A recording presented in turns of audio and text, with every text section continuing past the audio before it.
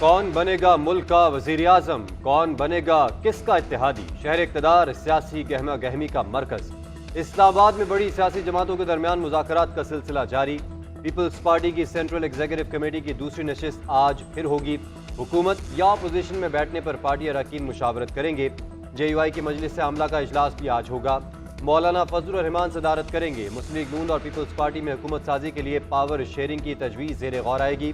ज़राए के मुताबिक पहले मरहले में इत्तेहाद में ज़्यादा सीटें लेने वाली जमात का वज़ीर आज़म 3 साल तक कुर्सी पर बैठेगा। दूसरे मरहले में 2 साल के लिए दूसरी बड़ी जमात का वज़ीर आज़म होगा।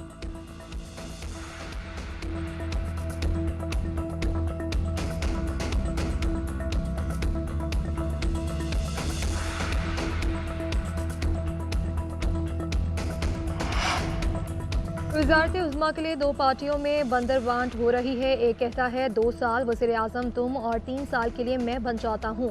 PTI रहनुमा लतीफ़ खोसा की मीडिया से गुफ्तगू, कहा कि नवाज शरीफ यास्मीन राशिद से हार गए थे, उन्हें कबूल कर लेना चाहिए।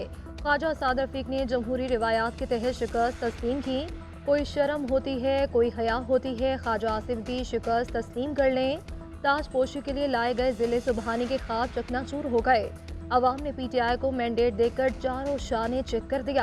इलेक्शन में PTI को हाथ पांव बांधकर मैदान में उतारा गया। बानी चेयरमैन PTI को गैर कानूनी और गैर आईनी तौर पर सजाएं दी गई। पाकिस्तान में आम इंतखाबात। अक़वाम मुत्तहिदा के सेक्रेटरी जनरल का पाकिस्तानी हुक्काम से राबता। एंटोनियो गुतरेस का इंतखाबात के बाद दरपेश मसाइल के कानूनी हल पर जोर।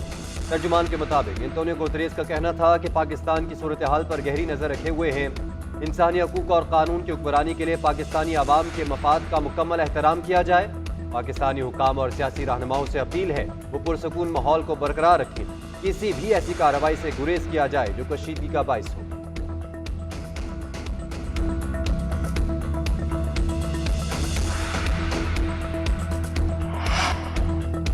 अमरीका ने पाकिस्तान में इंतखाबी अमल में पेचीदगियों पर तशवीश का इजहार कर दिया। तर्जुमान अमरीकी महकमे खारिजा मैथ्यू मिलर का कहना है कि इंतखाबी मुदाखलत और धोखाधड़ी के इल्जामात की कानून के मुताबिक मुकम्मल तहकीकात होनी चाहिए। हम पाकिस्तान में कानून की बालादस्ती, आइन का एहतराम, आज़ाद मीडिया और मुतहरिक सिविल सोसाइटी का तहफ़्फ़ुज़ चाहते हैं। इलेक्शन के दौरान सियासी तशद्दुद, इंटरनेट और फ़ोन की बंदिश की मज़म्मत करते हैं। पाकिस्तान अवाम ने जिस रहनुमा को मुंतखब किया है इसके साथ काम करने को तैयार है। पाकिस्तानी अवाम को इंतखाबी अमल में हिस्सा लेने पर मुबारकबाद देते हैं। N130 से नवाज शरीफ की कामयाबी के खिलाफ आज़ाद उम्मीदवार की दरख्वास्त पर समाअत। लाहौर हाई कोर्ट की दरख्वास्त गुजार को इलेक्शन कमीशन से रुजू करने की हिदायत। वकील दरख्वास्त गुजार ने कहा CCPO लाहौर की मौजूदगी में हमें RO ऑफिस से निकाल दिया गया। जस्टिस अली बाकर नचवी ने रिमार्क्स दिए, इलेक्शन लड़ना हर शहरी का हक है, आप अपने तमाम तहफ़्फ़ुज़ात इलेक्शन कमीशन को बताएं। हमजा शहबाज की PP 147 से कामयाबी के खिलाफ भी दरख्वास्त गुजार को इलेक्शन कमीशन से रुजू करने की हिदायत।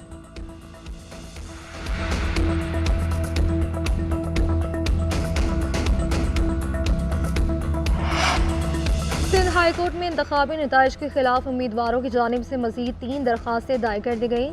जमात इस्लामी और PTI की हिमायत याफ्ता आज़ाद उम्मीदवारों ने इंतखाबी नताइज को चैलेंज किया। N250 से PTI की हिमायत याफ्ता आज़ाद उम्मीदवार रियाज हैदर और PS 95 से राजा अजहर ने दरख्वास्त दे दी। PS 106 से जमात इस्लामी के उम्मीदवार सैयद अब्दुल रशीद की भी दरख्वास्त दायर कर दी गई।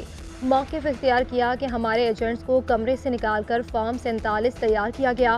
फॉर्म 45 और 47 में वोटों के अदाद शुमार में तजाद है।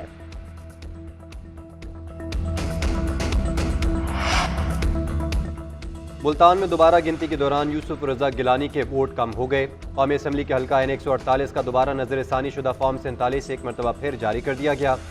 साबिक वज़ीर आज़म की जीत की लीड कम होकर 104 वोट तक आ गई। नए जारी शुदा फॉर्म के मुताबिक यूसुफ रज़ा गिलानी ने 68,059 वोट लिए। उनके मुखालिफ तहरीक इंसाफ के हिमायत याफ्ता उम्मीदवार तैमूर मलिक ने 67,955 वोट हासिल किए।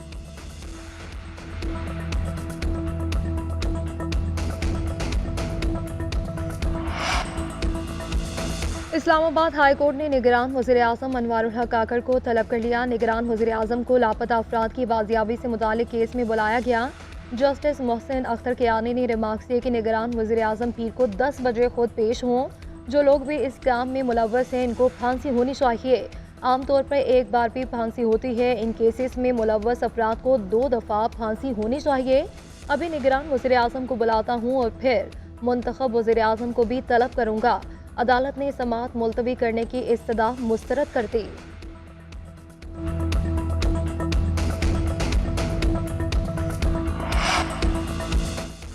इस्लामाबाद हाई कोर्ट में बुशरा बीबी की अडयाला जेल मुंतकिली की दरख्वास्त पर समाअत।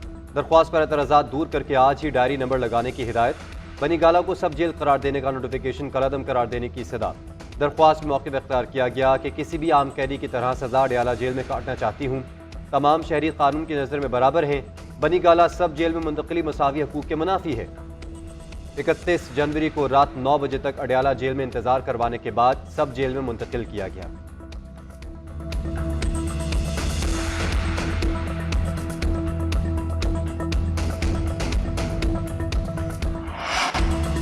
सिंध हाई कोर्ट में इंतखाबी नताइज के खिलाफ उम्मीदवारों की जानिब से मजीद 3 दरखास्तें दायर कर दी गई। जमात इस्लामी और PTI की हिमायत याफ्ता आज़ाद उम्मीदवारों ने इंतखाबी नताइज को चैलेंज किया। इनमें 250 से PTI की हिमायत याफ्ता आज़ाद उम्मीदवार रियाज हैदर और PS 95 से राजा अजहर ने दरख्वास्त दे दी। PS 106 से जमात इस्लामी के उम्मीदवार सैयद अब्दुल रशीद की भी दरख्वास्त दायर कर दी गई।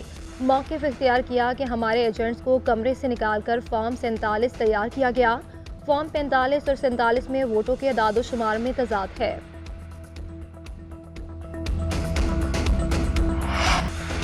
पाकिस्तान स्टॉक मार्केट दूसरे रोज भी गिरावट का शिकार। 100 इंडेक्स में 1400 से ज़ायद पॉइंट्स की कमी रिकॉर्ड की गई। कारोबार के आगाज पर ही इंडेक्स में 61 और 60,000 की 2 नफ्सियाती हदें गिर गईं। 100 इंडेक्स की 59,600 से कम की सतह पर ट्रेड।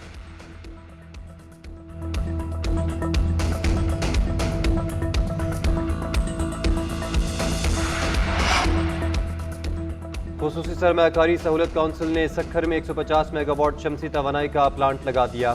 मंसूबा साफ तवानाई पैदा करेगा और इससे 1,50,000 घरानों की बिजली दी जा सकेगी।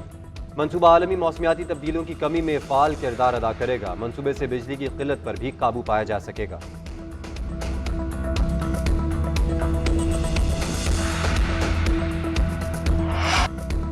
PSL सीजन 9 का मेला सजने को तैयार। ट्रॉफी की रोनुमाई आज रेस कोर्स ग्राउंड में होगी। तमाम टीमों को कप्तान तकरीब में शिरकत करेंगे। टीमों की आमद और प्रैक्टिस शेड्यूल भी फाइनल। आज से टीमों की प्रैक्टिस कज़ाफ़ी स्टेडियम और LCCA में होगी। लाहौर का कज़ाफ़ी स्टेडियम इब्तिदाई तकरीब से 9 मैचेस की मेज़बानी करेगा। पाकिस्तान सुपर लीग 9 का आगाज 17 फरवरी से होगा। PSL के लिए मैच ऑफिशियल्स और कमेंटेटर्स का ऐलान। साबिक ऑस्ट्रेलिया कप्तान माइकल क्लार्क पहली बार PSL में कमेंट्री करेंगे।